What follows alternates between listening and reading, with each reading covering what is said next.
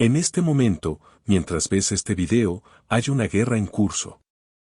No tiene trincheras visibles. No tiene imágenes de satélite que la documenten. No tiene un corresponsal de guerra que la narre en directo desde el frente. Y sin embargo, es probablemente el conflicto más importante del siglo XXI. Un conflicto que va a determinar quién controla el comercio global, quién puede sancionar a quién puede imprimir dinero sin consecuencias, y quién no. Un conflicto que lleva más de 20 años desarrollándose en silencio, con una paciencia y una precisión estratégica que el mundo occidental todavía no ha aprendido a leer correctamente. Hoy el dólar estadounidense domina el 58% de las reservas mundiales de divisas. Financia guerras sin necesitar permiso de nadie. Dicta sanciones que pueden hundir economías enteras de la noche a la mañana.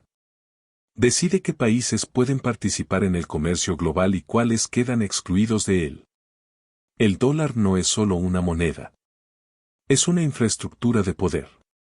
Es el lenguaje en el que el mundo habla de dinero, y hablar ese lenguaje tiene un precio que todos pagan, queriendo o sin querer. Pero eso está cambiando. Y China lo sabe desde hace 2 décadas. No es una teoría de conspiración. No es especulación económica.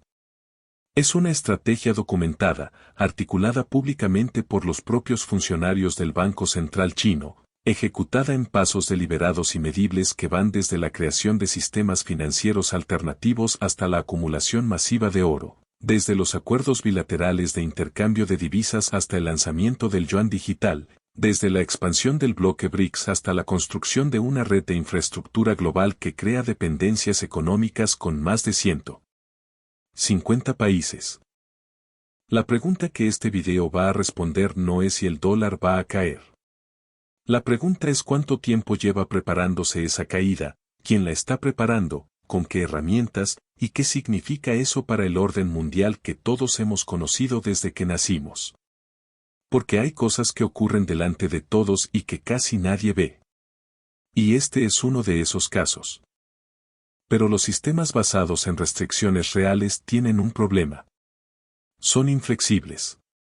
Y cuando una economía quiere gastar más de lo que tiene, la restricción del oro se convierte en un obstáculo.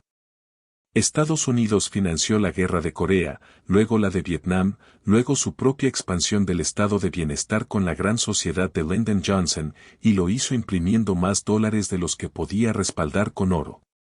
Para finales de los años 60, había muchos más dólares en circulación en el mundo que oro en Fort Knox.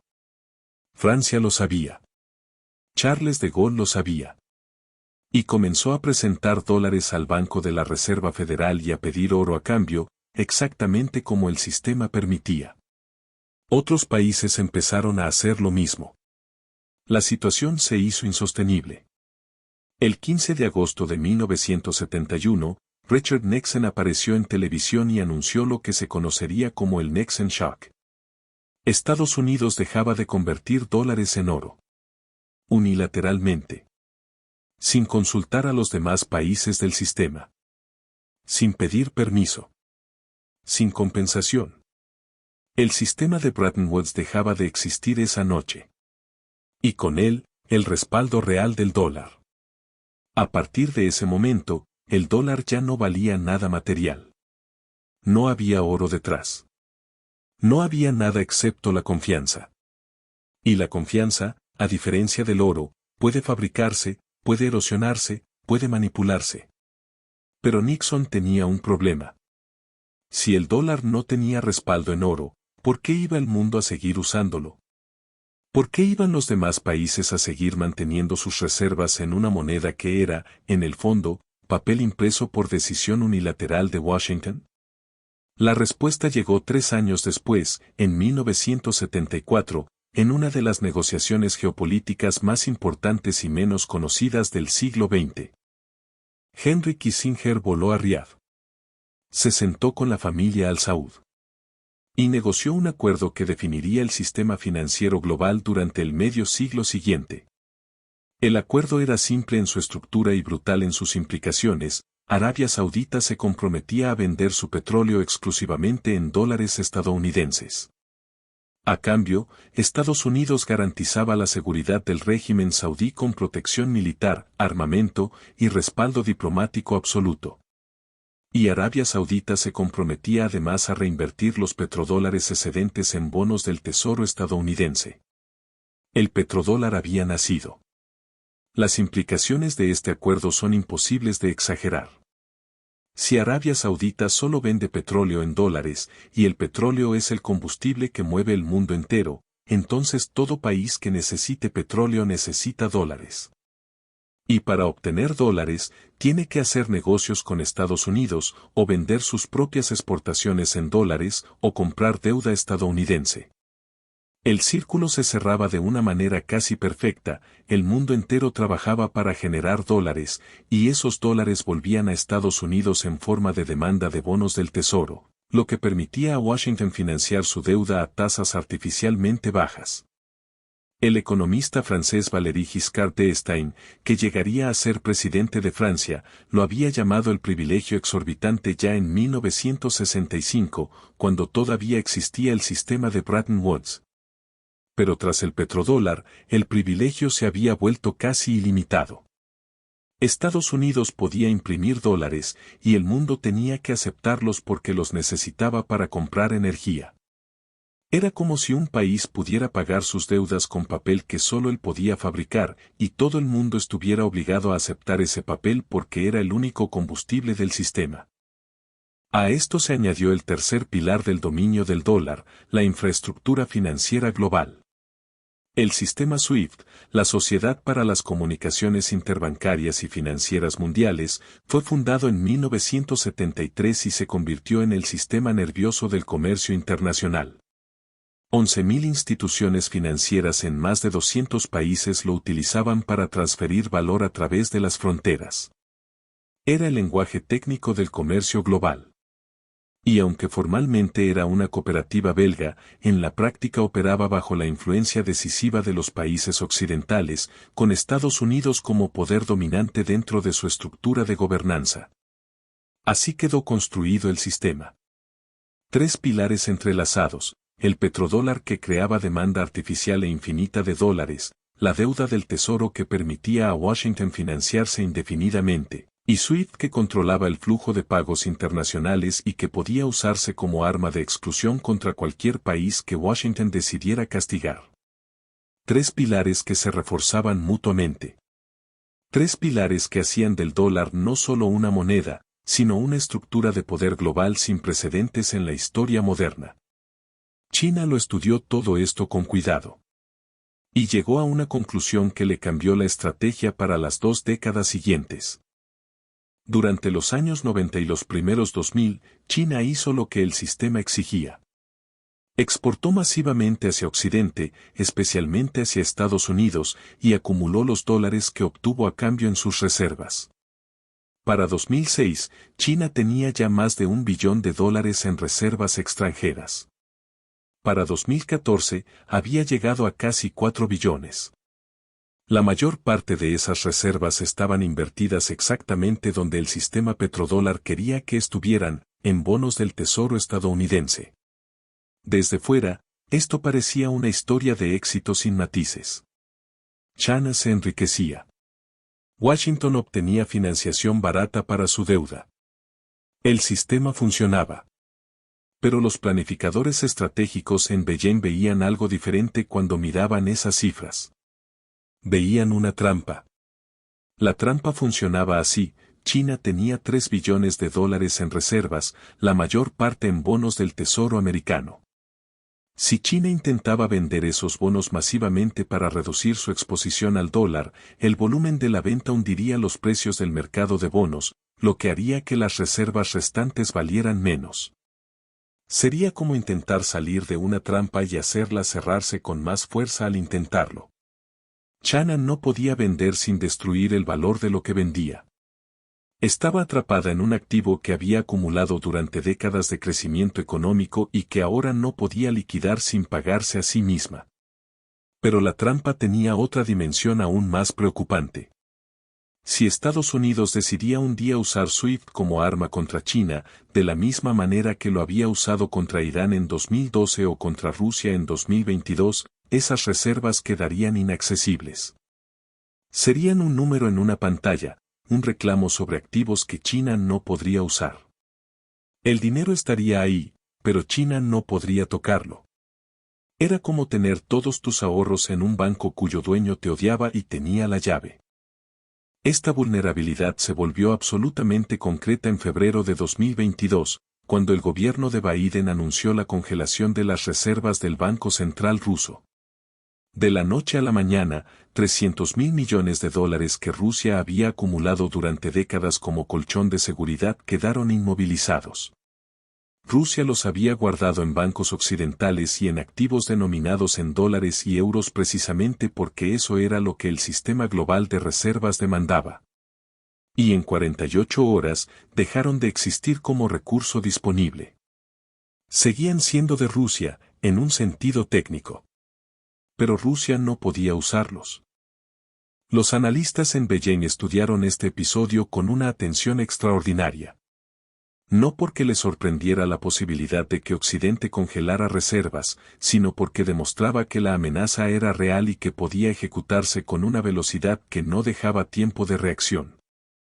Si Estados Unidos decidía tratar a China como había tratado a Rusia, el resultado sería la congelación de activos por un valor que podría superar el $1 billón. Para una economía que depende del comercio exterior, eso equivaldría a un ataque económico de consecuencias potencialmente catastróficas. Y aquí es donde la narrativa que suele contarse sobre China y el dólar se queda corta. Se habla de ambición china, de voluntad hegemónica, de un deseo de reemplazar a Estados Unidos como potencia dominante. Todo eso puede ser verdad. Pero la motivación más inmediata y más documentada no es la ambición. Es el miedo. Es el reconocimiento de que la propia supervivencia económica de China depende de que exista una alternativa al sistema actual. Porque si no existe esa alternativa, China está jugando en un tablero donde el rival puede cambiar las reglas cuando quiera. Y una gran potencia no puede tolerar esa condición indefinidamente. Así que China decidió construir la alternativa. No de golpe. No de manera confrontacional. Con la paciencia estratégica que caracteriza su pensamiento geopolítico de largo plazo. Paso a paso. Movimiento a movimiento. Durante 20 años.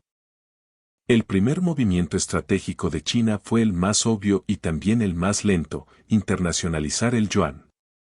Hacer que la moneda china fuera aceptada y utilizada en el comercio y las finanzas internacionales, reduciendo así la necesidad de usar dólares como intermediario en las transacciones que China hacía con el resto del mundo. En 2003, China comenzó a permitir el uso del yuan en el comercio fronterizo con algunos países vecinos. Era un experimento limitado, casi simbólico. Pero marcaba el inicio de una política deliberada.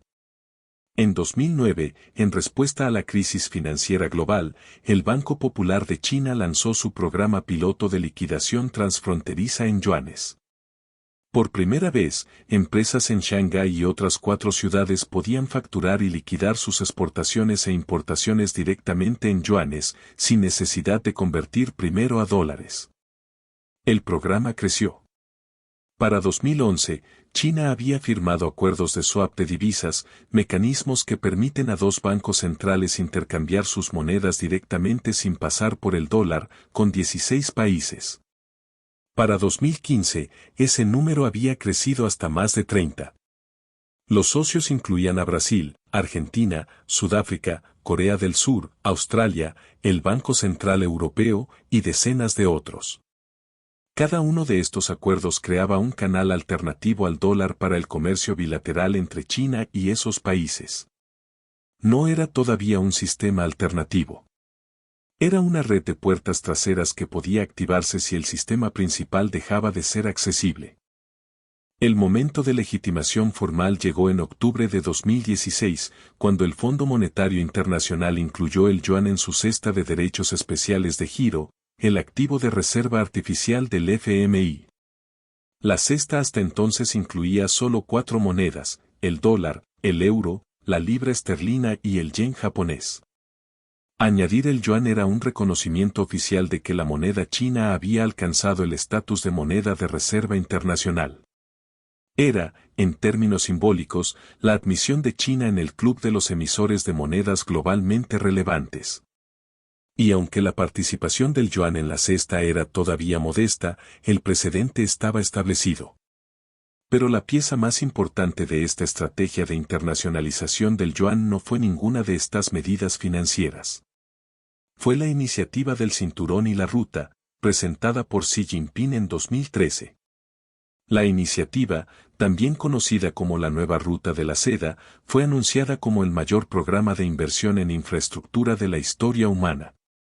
Puertos, carreteras, ferrocarriles, oleoductos, parques industriales, cables de fibra óptica, redes eléctricas. China se comprometía a financiar la construcción de infraestructura en más de 150 países, principalmente en África, Asia Central, el Sudeste Asiático y América Latina. La inversión total estimada superaba el $1 billón, con algunos análisis que elevaban la cifra a 3 o 4 billones a lo largo de su periodo de implementación. El efecto financiero de esta iniciativa era deliberado y multidimensional. Los préstamos de los bancos chinos para financiar estos proyectos estaban denominados en yuanes. Los contratos de construcción, mayoritariamente adjudicados a empresas chinas, se pagaban en yuanes. Los países receptores de la infraestructura creaban dependencias económicas que naturalmente los orientaban hacia China como socio comercial y financiero. Y en el proceso, el yuan ganaba circulación y aceptación en regiones del mundo que históricamente habían operado casi exclusivamente en dólares. Era geopolítica disfrazada de desarrollo económico. O quizás era desarrollo económico real que también tenía consecuencias geopolíticas. La distinción importa menos que el resultado. Para finales de la segunda década del siglo, China había creado una vasta red de relaciones económicas en las que el yuan era una moneda funcionalmente relevante, y en las que la dependencia del dólar como intermediario obligatorio había disminuido de manera significativa. Si el primer movimiento de China fue hacer que el yuan fuera más usado, el segundo fue asegurarse de que ese uso no dependiera de la infraestructura occidental. Porque de nada sirve tener acuerdos de swap en yuan con 30 países si las transacciones en yuan tienen que pasar igualmente por SWIFT para ejecutarse. En octubre de 2015, China lanzó el Sistema de Pagos Interbancarios Transfronterizos, conocido por sus siglas en inglés como SIPS. Era, en teoría, simplemente un sistema técnico para procesar transacciones internacionales en yuan de manera más eficiente. En la práctica, era algo mucho más significativo, la primera infraestructura de pagos internacionales genuinamente independiente del sistema SWIFT que cualquier gran economía había construido. Al principio, el SIPS era modesto. 19 participantes directos, todos ellos bancos chinos o filiales de bancos extranjeros con operaciones en China. El volumen de transacciones era una fracción minúscula de lo que SWIFT procesaba cada día. Los analistas occidentales lo descartaron como una herramienta técnica de alcance limitado, sin implicaciones estratégicas reales. Esos analistas se equivocaban. En los años siguientes, el SIPS creció de manera constante. Para 2023, contaba con más de 100 participantes directos y más de 1.300 participantes indirectos distribuidos en 110 países. No son cifras que rivalicen todavía con las de SWIFT, que procesa decenas de millones de transacciones cada día entre más de 11.000 instituciones en 200 países. Pero la diferencia crítica no está en el volumen. Está en la existencia.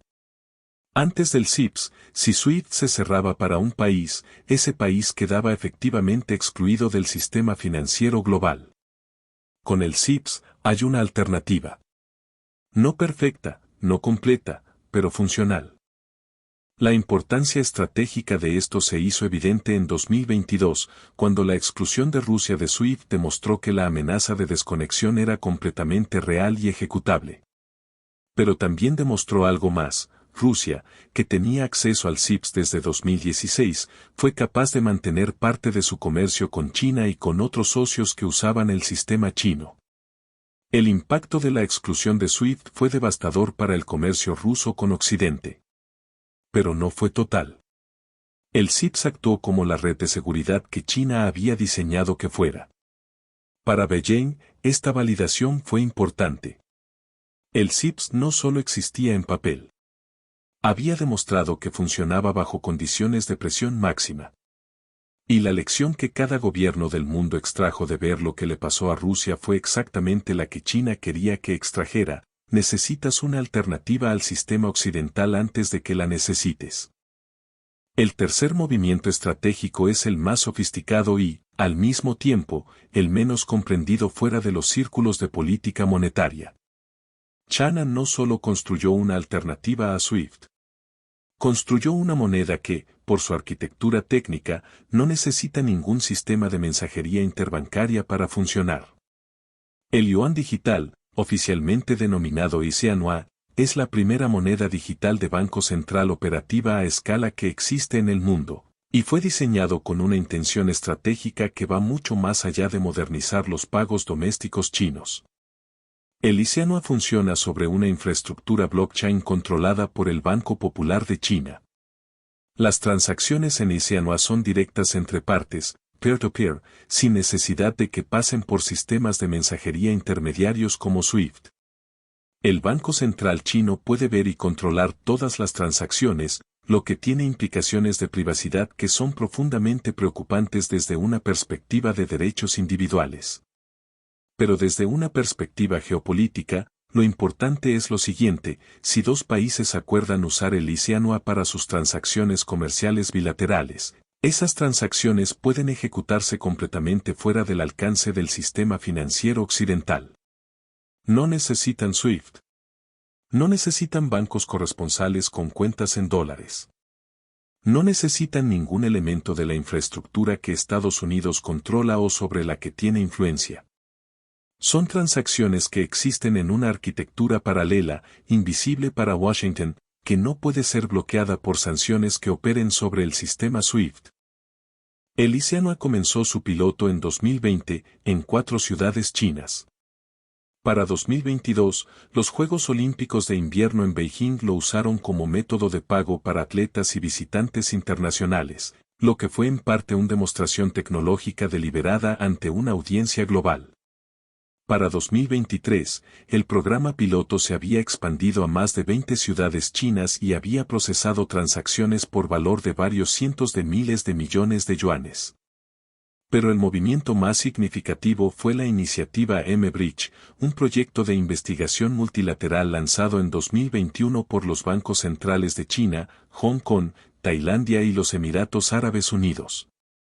El proyecto explora el uso de monedas digitales de Banco Central múltiples para el comercio internacional, creando un sistema de liquidación transfronterizo que funciona completamente fuera del sistema de dólar correspondiente. En 2024, el Banco de Pagos Internacionales anunció que el proyecto había completado exitosamente operaciones piloto de comercio transfronterizo entre los países participantes. No es todavía un sistema que desplace al dólar en el comercio global. Las cifras son pequeñas comparadas con los volúmenes que SWIFT procesa cada día. Pero la prueba de concepto está validada. La tecnología funciona. Y el número de bancos centrales que están estudiando activamente la integración con este tipo de sistemas ha crecido de manera acelerada desde que la exclusión de Rusia de SWIFT demostró que el riesgo de desconexión era real. Mientras construía sistemas alternativos de pago y promovía el yuan en el comercio internacional, China ejecutaba simultáneamente otro movimiento que pasaba todavía más desapercibido. Acumulaba oro con una constancia y una escala sin precedentes en su historia moderna. El oro es el activo financiero que ningún país puede sancionar. No puede congelarse en un banco extranjero si se mantiene físicamente en el propio territorio. No puede ser excluido de ningún sistema de pagos porque no necesita ningún sistema de pagos. No puede ser devaluado por la política monetaria de otro país. Es, en el lenguaje de los economistas, el único activo de reserva que es simultáneamente de nadie y de quien lo posee físicamente. Para entender la magnitud del movimiento chino hacia el oro, hay que poner las cifras en contexto. En 2001, el Banco Popular de China declaraba unas reservas de oro de aproximadamente 400 toneladas. Para 2023, esa cifra había crecido a más de 2.100 toneladas declaradas oficialmente. El énfasis en declaradas es importante porque analistas independientes que rastrean los flujos de importación de oro hacia China estiman que las reservas reales pueden ser significativamente mayores, posiblemente el doble o el triple de la cifra oficial, ya que China no actualiza sus reservas de oro declaradas con la misma regularidad que otros bancos centrales. Lo que hace que este movimiento sea particularmente significativo es el contexto global en el que se produce. Los años 2022 y 2023 registraron las mayores compras de oro por parte de bancos centrales mundiales desde 1967. No solo China compra oro. También Rusia, India, Turquía, Polonia, Singapur y decenas de otros países están acumulando reservas en oro a ritmos históricos. El patrón no es coincidencia. Es una respuesta racional al episodio de las reservas rusas congeladas. Si las reservas en dólares pueden desaparecer por decreto de Washington, el oro físico mantenido en el propio territorio es la única forma de riqueza soberana que nadie puede quitarte. Para China, la acumulación de oro tiene además una dimensión estratégica adicional. Si en algún momento del futuro China decide lanzar o apoyar una moneda de reserva alternativa al dólar, sea el yuan, sea alguna moneda BRICS, sea algún instrumento digital multilateral, ese instrumento tendrá más credibilidad ante los mercados globales si está respaldado por reservas de oro significativas. El oro es, en ese sentido, la munición que China está acumulando para una batalla monetaria que quizás todavía no ha comenzado formalmente, pero para la que se está preparando con décadas de antelación. Ninguna de las estrategias que hemos descrito funcionaría de manera aislada. El Yuan Digital sin partners que lo usen es una herramienta sin aplicación. El SIP sin participantes es una infraestructura vacía. Los acuerdos de swap bilaterales son útiles pero limitados en alcance. La verdadera potencia de la estrategia china viene de la combinación de todas estas piezas con un elemento geopolítico más amplio, la construcción de un bloque de países que comparten el interés en reducir su dependencia del dólar y que están dispuestos a coordinar para lograrlo. Ese bloque se llama BRICS. El acrónimo fue acuñado originalmente en 2001 por el economista de Goldman Sachs Jim O'Neill para designar a 4 economías emergentes con alto potencial de crecimiento: Brasil, Rusia, India y China. Era un concepto analítico, no político. Pero los 4 países decidieron convertirlo en realidad política. En 2009 celebraron su primera cumbre formal. En 2010 añadieron a Sudáfrica. Y durante la siguiente década, el bloque creció en cohesión política y en ambición geopolítica, aunque a veces de manera lenta y contradictoria, dado que sus miembros tienen intereses que no siempre coinciden. La transformación decisiva llegó en 2023, en la cumbre de Johannesburgo. Los BRICS anunciaron su mayor expansión en la historia del bloque. 6 nuevos miembros se unirían a partir de enero de 2024. Arabia Saudita, Irán, Emiratos Árabes Unidos, Etiopía, Egipto y Argentina fueron invitados. El significado estratégico de esta lista es enorme. Arabia Saudita es el corazón del petrodólar. Irán lleva décadas buscando escapar del sistema de sanciones basado en el dólar. Los Emiratos son uno de los centros financieros más importantes del mundo.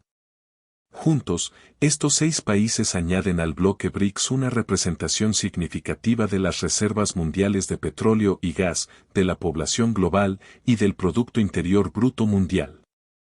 Los BRICS ampliados representan ahora más del 40% del PIB mundial medido en paridad de poder adquisitivo y alrededor del 45% de la población del planeta. Más importante aún, sus miembros controlan una proporción enorme de los recursos energéticos globales. Si los países del Golfo que se han unido o están observando los BRICS decidieran comercializar una parte de su petróleo fuera del sistema dólar, el impacto sobre el petrodólar sería inmediato y difícilmente reversible. La señal más importante vino del propio corazón del sistema petrodólar. En 2023, Arabia Saudita, el país cuya firma en un acuerdo con Henry Kissinger en 1974 creó el sistema del petrodólar, anunció que estaba estudiando la posibilidad de aceptar yuanes en el pago de su petróleo. No fue una declaración definitiva. Fue deliberadamente ambigua.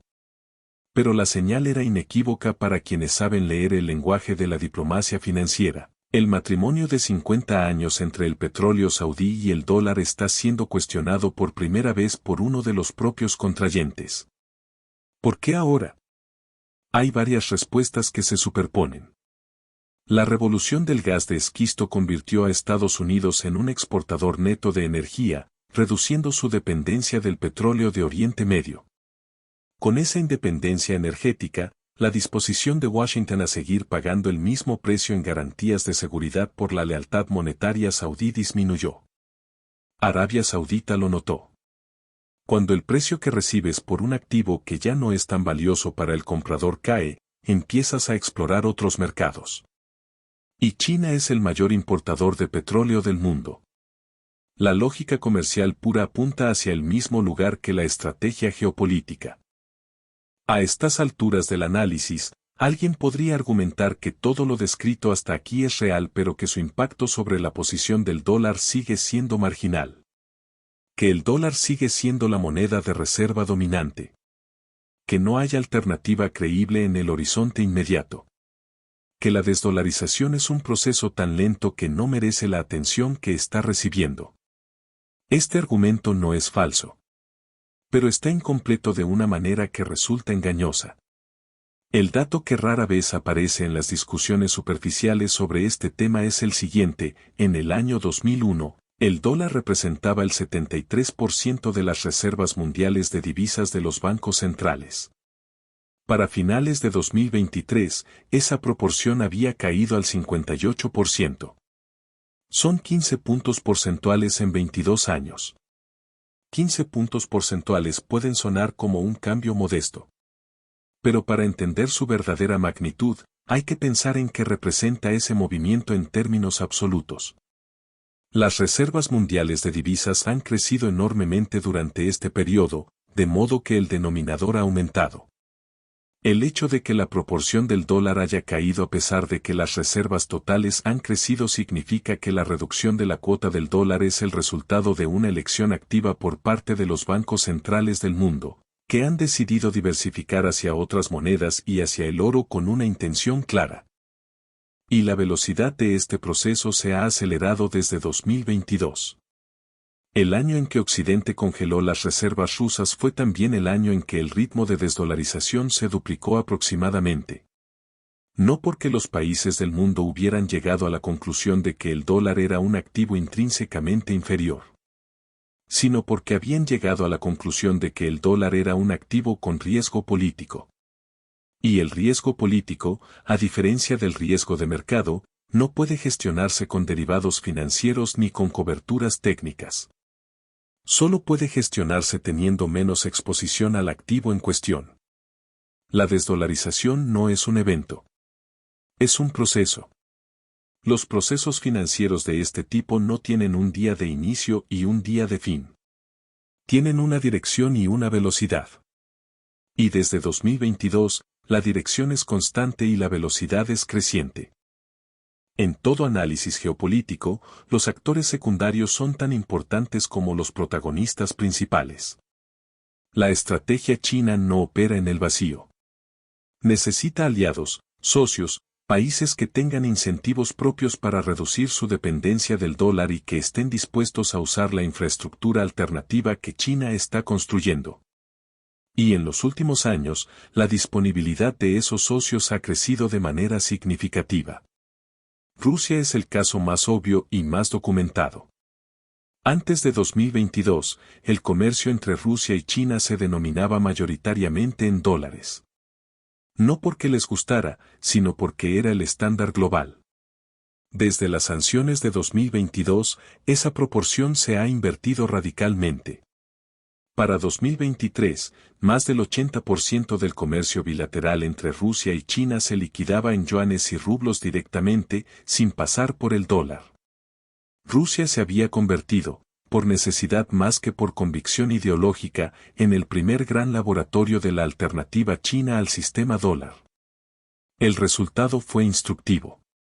La economía rusa no colapsó como muchos analistas occidentales predijeron. El impacto de las sanciones fue significativo, especialmente en el acceso a tecnología occidental y en ciertos sectores industriales. Pero la capacidad de Rusia para seguir vendiendo sus recursos energéticos a China, India y otros países usando yuanes y rupias demostró que la exclusión del sistema dólar no equivalía automáticamente a la exclusión del comercio global. Siempre que exista un sistema alternativo funcional, hay manera de seguir operando. India merece un análisis especial porque es la pieza más impredecible del tablero. Nueva Delhi no es ni un aliado de China ni un adversario. Tiene disputas territoriales profundas con Beijing. Pero también tiene intereses económicos y geopolíticos que, en este tema específico, la orientan en la misma dirección. India compró petróleo ruso con descuento desde 2022, pagando en rupias. Firmó acuerdos de intercambio en moneda local con múltiples países. Y aunque el Banco de la Reserva de India mantiene relaciones estrechas con las instituciones financieras occidentales, la posición oficial de Nueva Delhi es la de apoyar un sistema financiero global más multipolar en el que el dólar no sea la única moneda de reserva dominante. El caso de India ilustra un principio más amplio: la desdolarización no requiere que todos los países participantes sean aliados de China o adversarios de Estados Unidos. Solo requiere que tengan sus propios intereses en reducir la vulnerabilidad al riesgo político que representa la dependencia del dólar. Y ese interés existe en muy diferentes países con muy diferentes posicionamientos geopolíticos. Brasil, que no tiene ninguna antipatía particular hacia Washington, ha firmado acuerdos para comerciar en monedas locales. Indonesia, uno de los aliados más fiables de Occidente en el sudeste asiático, ha explorado activamente la diversificación de sus reservas. Incluso países europeos con vínculos de alianza estrechos con Estados Unidos están internamente divididos sobre los costos de la dependencia del dólar. El movimiento hacia la desdolarización no es ideológico. Es pragmático. Y el pragmatismo tiene una tendencia a expandirse independientemente de las alianzas formales. Legados a este punto del análisis, la pregunta inevitable es la siguiente: dado todo lo que hemos descrito, ¿qué ocurre a continuación? ¿Cómo termina este proceso? ¿Cuándo se convierte la desdolarización gradual en algo cualitativamente diferente? Los análisis estratégicos serios identifican habitualmente tres escenarios posibles, que no son mutuamente excluyentes y que de hecho pueden estar operando simultáneamente en diferentes dimensiones del sistema financiero global. El primer escenario es el de la transición gradual hacia un mundo multipolar. En este escenario, el dólar no cae de manera dramática. Simplemente va cediendo cuota de reservas mundiales de manera constante, perdiendo entre 1 y 2 puntos porcentuales por año hasta llegar a un nivel de equilibrio en el que comparte el rol de moneda de reserva con el yuan, el euro, el oro y posiblemente otros activos. El sistema monetario internacional se vuelve multipolar, de la misma manera que el sistema de poder político y militar ya lo es. No hay un ganador claro. No hay un momento de colapso. Solo hay una reorganización lenta del sistema que se extiende a lo largo de décadas. Este escenario es el más probable estadísticamente, porque es el camino de menor resistencia. No requiere ningún evento disruptivo. No requiere que nadie tome decisiones drásticas. Solo requiere que el proceso que ya está en marcha continúe en la misma dirección. Y los incentivos estructurales que lo impulsan no han desaparecido. El segundo escenario es el del catalizador, un evento específico que comprime en meses lo que normalmente llevaría décadas. Ese catalizador podría tomar muchas formas. Una escalada militar en el estrecho de Taiwán que lleve a sanciones masivas contra China podría forzar a Beijing a activar de golpe toda la infraestructura alternativa que ha construido pacientemente, y a sus socios comerciales a decidir de qué lado del sistema quieren estar. O podría ser una crisis de deuda soberana en Estados Unidos que pusiera en duda la fiabilidad de los bonos del Tesoro como activo de reserva. O podría ser un error de cálculo político en Washington que empujara a un país clave, quizás Arabia Saudita, quizás la propia India, a dar un paso público hacia el sistema alternativo que actuara como señal para que otros siguieran. Los catalizadores por definición no se pueden predecir. Pero su posibilidad no puede descartarse. La historia del sistema financiero internacional está llena de momentos en que el orden establecido parecía inamovible hasta el día en que no lo fue. Nixon cerró la ventana del oro en 1971 en una decisión que nadie había anticipado con exactitud. El colapso del sistema de Bretton Woods fue rápido cuando llegó, aunque sus causas llevaban años acumulándose. Los sistemas complejos tienen puntos de inflexión que son difíciles de ver desde dentro. El tercer escenario es el del contraataque. Estados Unidos no es un actor pasivo en este proceso. Tiene herramientas de respuesta que todavía no ha desplegado completamente. Puede ampliar las sanciones para incluir a cualquier institución financiera que use el CIPS o que procese transacciones en yuan digital para evadir sanciones estadounidenses. Puede usar su influencia sobre los aliados de la OTAN para presionarlos a mantener sus sistemas financieros dentro del sistema dólar bajo amenaza de consecuencias en sus relaciones de seguridad. Puede intentar hacer el dólar más atractivo como activo de reserva mediante políticas fiscales más disciplinadas o mediante el lanzamiento de su propio dólar digital que ofrezca las ventajas técnicas del yuan digital sin las implicaciones geopolíticas de sustituirlo. Todas estas son opciones reales. Y algunas de ellas tienen posibilidades reales de ralentizar el proceso de desdolarización. Pero el problema del contraataque es que muchas de las medidas que podrían revertir la tendencia a corto plazo la acelerarían a largo plazo. Sancionar a las instituciones que usan el CIPS equivaldría a confirmar a todos los países del mundo que el riesgo de la dependencia del dólar es exactamente tan alto como China ha argumentado que es durante 20 años. Presionar a los aliados para que mantengan sus sistemas en el dólar bajo amenaza equivaldría a reconocer que la lealtad al sistema ya no puede obtenerse por convicción, sino solo por coerción. Y la coerción, en relaciones entre estados soberanos, siempre tiene un límite. Hay una trampa analítica en la que es muy fácil caer cuando se analiza el enfrentamiento entre el dólar y la estrategia china. Es la trampa de pensar en términos binarios, o gana el dólar o gana el yuan. O el sistema actual sobrevive intacto o colapsa. O China logra su objetivo o fracasa. La realidad es que la partida que se está jugando en este tablero no produce ese tipo de resultados limpios. Lo que está ocurriendo no es una batalla entre el dólar y el yuan por la supremacía. Es una batalla entre un mundo unipolar, en el que el dólar es el único idioma del dinero, y un mundo multipolar, en el que hay varios idiomas y los países pueden elegir cuál usan según el contexto. Y en esa batalla, China no necesita ganar. Solo necesita que el mundo deje de ser unipolar. Porque en un mundo multipolar, el arma de las sanciones financieras pierde la mayor parte de su filo. Solo funciona cuando hay un solo sistema. Cuando hay varios, los países sancionados pueden cambiar de sistema. Las sanciones siguen siendo costosas. Pero dejan de ser potencialmente letales para una economía. Y eso cambia el cálculo de poder de manera fundamental. Para Estados Unidos, el mundo unipolar en lo monetario no es solo una fuente de influencia geopolítica. Es también una fuente de financiación. El privilegio exorbitante del que hablaba Giscard d'Estaing significa que Washington puede financiar sus déficits presupuestarios a tasas más bajas de lo que cualquier otro país podría. Puede imprimir dinero para pagar sus deudas porque el mundo acepta ese dinero. Si la demanda de dólares como moneda de reserva cae significativamente, el costo de la deuda pública americana sube, el déficit se vuelve más caro de financiar, y la capacidad de Estados Unidos para mantener su enorme presencia militar global se ve comprometida. Este es el juego profundo. No es una guerra de monedas. Es una lucha por determinar si el mundo que viene va a parecerse al mundo que existe ahora, o si va a ser algo cualitativamente diferente en sus estructuras de poder.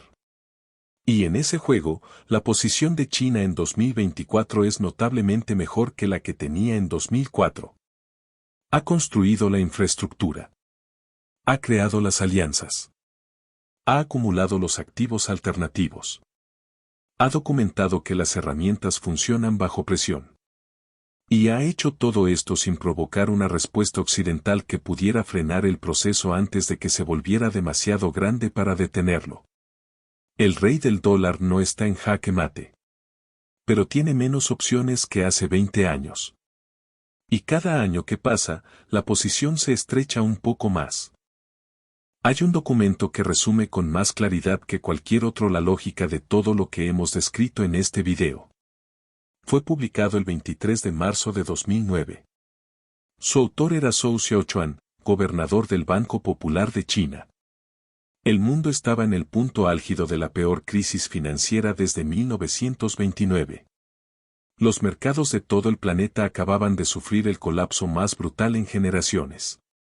Y Zhou Xiaochuan publicó un texto técnico titulado Reforma del Sistema Monetario Internacional. En ese texto, Zhou argumentaba que el mundo necesitaba una moneda de reserva supranacional, una que no estuviera vinculada a ningún país específico, que no pudiera ser manipulada por las decisiones de política económica de un solo Estado, que no transmitiera los problemas internos de ninguna economía al resto del mundo. Proponía expandir el papel de los derechos especiales de giro del FMI como base para ese nuevo sistema de reserva internacional. Occidente lo recibió con la condescendencia que se reserva para los documentos técnicos de bancos centrales de países emergentes que cuestionan el orden establecido. Fue archivado. Fue descartado. Un economista de The Economist lo llamó una propuesta interesante pero impráctica. El AFMA lo estudió ceremonialmente y no tomó ninguna acción significativa. Washington no respondió formalmente porque no consideró que fuera necesario responder. Pero ese documento no era una queja. No era idealismo académico. Era la declaración pública, documentada, firmada por el máximo funcionario monetario de China, de que su país consideraba el sistema monetario internacional profundamente injusto, estructuralmente inestable, y susceptible de ser reformado. Era la declaración de intenciones de una potencia que en ese momento todavía no tenía las herramientas para reformarlo, pero que estaba construyendo esas herramientas con toda la determinación de un proyecto estratégico de largo plazo. 15 años después de ese documento, los bancos centrales del mundo acumulan oro a ritmos que no se veían desde los años 60. El CIPS tiene participantes en más de 100 países. El yuan digital existe y funciona. Los BRICS representan más de la mitad de la humanidad. Arabia Saudita estudia aceptar yuanes por su petróleo. Y la proporción del dólar en las reservas mundiales ha caído 15 puntos en 22 años, con la caída acelerándose en los últimos 2. ¿Fue todo eso consecuencia del documento de Zhou Xiaochuan? No necesariamente.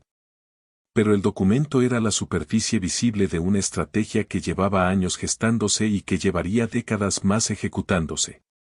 Era el momento en que China dejó de guardar silencio sobre sus intenciones y las articuló en términos que cualquiera con el análisis suficiente podía leer. Y casi nadie lo leyó como debía. Eso es lo que distingue a los que diseñan el tablero de los que miran las piezas sin entender el juego. El primer grupo planificó con 2 décadas de anticipación, construyó las herramientas antes de necesitarlas, creó las alianzas antes de que el conflicto se hiciera evidente, y documentó sus intenciones públicamente confiando en que nadie las tomaría en serio lo suficientemente pronto. El segundo grupo sigue discutiendo si la desdolarización es real. No existe la casualidad en geopolítica. Solo existen los movimientos que todavía no hemos aprendido a leer. Y cuando aprendemos a leerlos, normalmente ya llevan 20 años ejecutándose.